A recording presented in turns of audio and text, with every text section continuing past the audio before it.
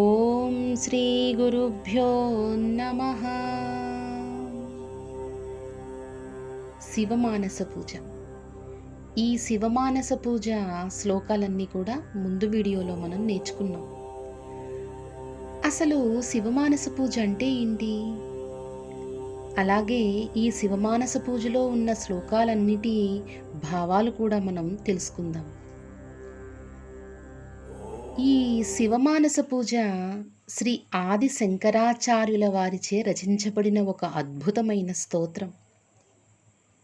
ఇది బాహ్య పూజ అంటే పూలు, పండ్లు, దీపం ఇలాంటి ద్రవ్యాలు అవసరం లేకుండా కేవలం మనస్సుతోనే పరమశివుణ్ణి భక్తితో ధ్యానిస్తూ షోడశోపచార పూజ చేసే విధానం ఇది. ఇది అంతర పూజకు నిదర్శనం. రత్నఖచితమైన ఆసనం, గంగాజల స్నానం, దివ్య వస్త్రాలు, కస్తూరి చందనం, బిల్వపత్రాలు మరియు ధూపదీప నైవేద్యాలను మన హృదయంలోనే భావించి శివుడికి అర్పించడం. దీనినే మానసిక ఆరాధన అంటారు. ఈ బాహ్య పూజలు చేయలేని పరిస్థితుల్లో నిశ్చలమైన మనస్సుతో ఈ స్తోత్రాన్ని పఠించడం ద్వారా సంపూర్ణ శివపూజ ఫలాన్ని పొందవచ్చునని చెప్తారు. అటువంటి ఈ శివమానస పూజా స్తోత్రంలోని శ్లోకాలు, వాటి యొక్క భావాలు కూడా మనం తెలుసుకుందాం. రత్నైః కల్పితమానసం హిమజలైః స్నానం చ దివ్యాంబరం నానారత్నవిభూషితం మృగమదా మోదాంకితం చందనం జాతి చంపకబిల్వపత్రరచితం పుష్పం చ ధూపం తథా దీపం దేవదయానిధే పశుపతే హృత్కల్పితం దృశ్యతా. అంటే రత్నాలతో కల్పించబడిన ఆసనాన్ని, హిమపర్వత జలములతో స్నానాన్ని, దివ్యమైన వస్త్రాలను, నానావిధ రత్నాలతో కూడిన ఆభరణాలను, కస్తూరి పరిమళముతో నిండిన చందనాన్ని, జాజి, సంపెంగ, బిల్వపత్రాలతో కూర్చబడిన పుష్పాలను, అలాగే ధూపాన్ని, దీపాన్ని, ఓ దయానిధే నా హృదయమునందు సంకల్పముతో కల్పించి నీకు సమర్పిస్తున్నాను తండ్రి, స్వీకరించు తండ్రి. సౌవర్ణే నవరత్నఖండరచితే పాత్రే ఘృతం పాయసం భక్ష్యం పంచవిధం పయోదధియుతం రంభాఫలం పానకం శాకానామయుతం జలం రుచికరం కర్పూరఖండోజ్వలం తాంబూలం మనసా మయా విరచితం భక్త్యా ప్రభో స్వీకురు. అంటే బంగారు పాత్రలో, నవరత్న ఖండాలతో చెక్కబడిన పాత్రలో ఉంచిన నెయ్యిని, పాయసాన్ని, 5 రకాల భక్ష్యాలను, పాలు, పెరుగుతో కూడిన పదార్థాలను, అరటి పండ్లను, పానకాన్ని, అనేక రకాలైన కూరలను, రుచికరమైన నిర్మల జలాన్ని, కర్పూర ఖండాలతో ప్రకాశించే తాంబూలాన్ని నా మనస్సుతో భక్తితో నీకు సిద్ధం చేశాను తండ్రి. ఓ ప్రభు, స్వీకరించు తండ్రి.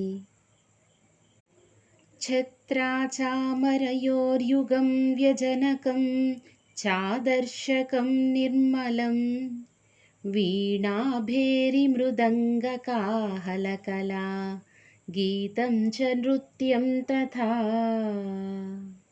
సాష్టాంగం ప్రణతిస్తుతిర్బహువిధాః ఏతత్ సమస్తం మయా సంకల్పేన సమర్పితం తవ విభో పూజాం గృహాణ ప్రభో.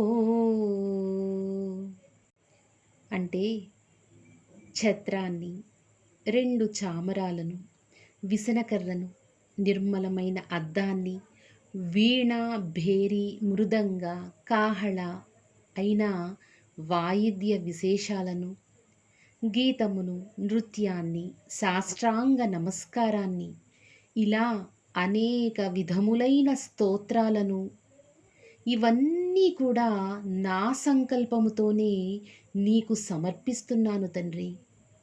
ఓ ప్రభూ, నా ఈ పూజను అంగీకరించుము తండ్రి. ఆత్మా త్వం గిరిజామతిః సహచరాః ప్రాణాః శరీరం గృహం పూజా తే విషయోపభోగరచనా నిద్రా సమాధిస్థితిః సంచారః పదయోః ప్రదక్షిణ విధిః స్తోత్రాణి సర్వా గిరో యద్యత్ కర్మ కరోమి తత్తదఖిలం శంభో తవారాధనం. అంటే నా ఆత్మవు నీవు, నా బుద్ధి పార్వతీదేవి, నా ప్రాణములే నీ అనుచరులు, నా శరీరమే నీ నివాస గృహము, నేను అనుభవించే విషయభోగాలన్నీ కూడా నీ పూజా విధానము, నా నిద్ర నీ యందు సమాధి స్థితి, నా పాదాల సంచారమే నీకు చేసే ప్రదక్షిణ విధి, నా మాటలన్నీ నిన్ను స్తుతించే స్తోత్రాలు. నేను ఏ ఏ కర్మలు చేస్తానో ఓ శంభూ, అవన్నీ కూడా నీ ఆరాధనకే తండ్రి. కరచరణకృతం వా కాయజం కర్మజం వా శ్రవణనయనజం వా మానసం వాపరాధం విహితమవిహితం వా సర్వమేతత్ క్షమస్వ జయ జయ కరుణాబ్ధే శ్రీ మహాదేవ శంభో. అంటే చేతులతో, కాళ్లతో చేసినవి, వాక్కుతో, శరీరముతో కలిగినవి, పనుల వల్ల పుట్టినవి, వినడం వల్ల, చూడడం వల్ల కలిగినవి, లేదా మనస్సుతో చేసిన అపరాధాలను, శాస్త్ర విహితమైనవి, అవిహితమైనవి అంటే తెలిసి చేసేవి, తెలియక చేసేవి, వీటన్నిటినీ కూడా క్షమించు తండ్రి. నీకు జయము జయము ఓ మహాదేవా శంభో, కరుణించి కాపాడు తండ్రి అని ఈ శ్లోకాల అన్నిటి యొక్క భావాలు. ఇలా మానసికంగా కూడా ఆ విభునికి నిరంతరము కూడా పూజలు చేస్తూ ఆ స్వామివారి యొక్క కరుణా కటాక్ష ప్రసారాలను మన వైపు మళ్లించుకునేలా ప్రయత్నం చేద్దాం.